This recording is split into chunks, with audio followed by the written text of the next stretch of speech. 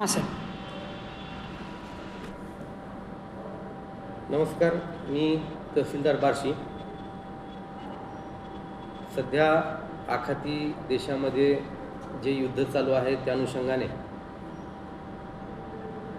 Gas असेल, diesel petrol असेल या अनुषंगाने अनेक नागरिकांच्या तक्रारी प्राप्त होत होत्या. त्या अनुषंगाने काही अफवासुद्धा आपल्या तालुक्यामध्ये त्या ठिकाणी पसरवल्या जात होत्या. त्या अनुषंगाने या ठिकाणी निवेदन करू इच्छितो का मान्य जिल्हाधिकारी यांच्याकडून पण काही सूचना प्राप्त झालेल्या आहेत. शासनाकडून पण महत्त्वाच्या सूचना या ठिकाणी प्राप्त झालेल्या आहेत आणि ज्या गॅस वितरण करणाऱ्या गॅस एजन्सीज आहेत त्यांच्यावरती सुद्धा काही कडक त्या ठिकाणी निर्बंध आपण राबवलेले आहेत. आपल्या बार्शी तालुक्यामध्ये एकूण 8 गॅस एजन्सीज आहेत. त्या ठिकाणी सद्यस्थितीमध्ये जो गॅसचा पुरवठा आहे तो सुरळीत चालू आहे. कोणताही काळा बाजार होऊ नये आणि लाभार्थ्यांना योग्य पद्धतीने गॅसचा पुरवठा सुरळीत व्हावा याकरिता आम्ही तालुकास्तरीय पथक त्या ठिकाणी गठीत केलेले होते आणि या गठीत केलेल्या पथकांमार्फतच आज आपण सर्व गॅस चालकांकडून जे एजन्सीज आहेत त्यांच्याकडून माहिती घेतलेली आहे.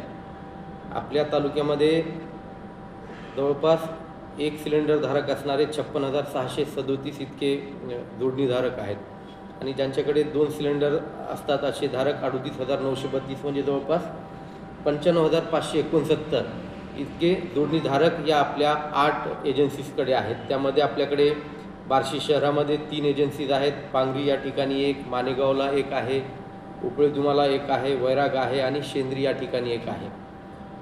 आपल्याकडे प्रत्येक महिन्याकरिता या 8 एजन्सीज ज्या आहेत 8ही एजन्सीजमार्फत जवळपास 45,884 इतके गॅस सिलेंडर प्रत्येक महिन्याकरिता लागत असतात.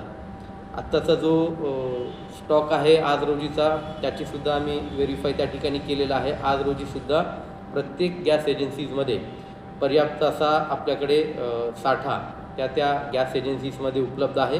त्यामुळे कोणत्याही अफवांवर विश्वास न ठेवता नागरिकांनी कुठल्याही प्रकारचं त्या ठिकाणी जे काही या ठिकाणी अफवांमुळे त्रागा होत आहे तो करू नये आणि या सर्व एजन्सीजवर आमचं लक्ष आहे, यावरती कंट्रोल आहे आणि याचा अफवांचा असेल किंवा या सर्व गोंधळाचा फायदा अनेक काही दलाल असतील, एजंट असतील, तो फायदा घेण्याची शक्यता नाकारता येत नाही. त्यामुळे आपण कोणत्याही अफवांना बळी न पडता आपले जे काही गॅस एजन्सीचे धारक आहेत त्यांना आपण संपर्क करावा आणि त्यांच्याकडून आपण योग्य दरामध्येच त्यांच्याकडून गॅस जे आपल्याला दरमहा भेटत असतो ते प्राप्त करून घ्यावं आणि कोणत्याही पद्धतीने भविष्यामध्ये तुटवडा निर्माण होईल याकरिता अधिकचा साठा करावा या पद्धतीने कुठलाही साठा करण्याची कुणालाही आवश्यकता नाही.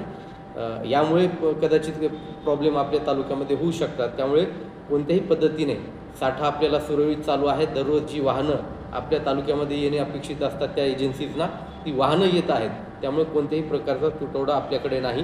व्यावसायिक जे काही गॅस सिलेंडर्स होते त्याच्यावरती थोड्याशा मर्यादा दिलेल्या आहेत. मात्र घरगुती सिलेंडर्सच्या बाबतीमध्ये कुठलाही तुटवडा नसल्यामुळे कुणीही अतिरिक्त त्या ठिकाणी साठा करण्याच्या प्रयत्न त्या ठिकाणी करू नये आणि असं जर साठा अधिकचा कुठे आढळला तर त्याच्यावर प्रशासनामार्फत कारवाईसुद्धा करण्यात येणार.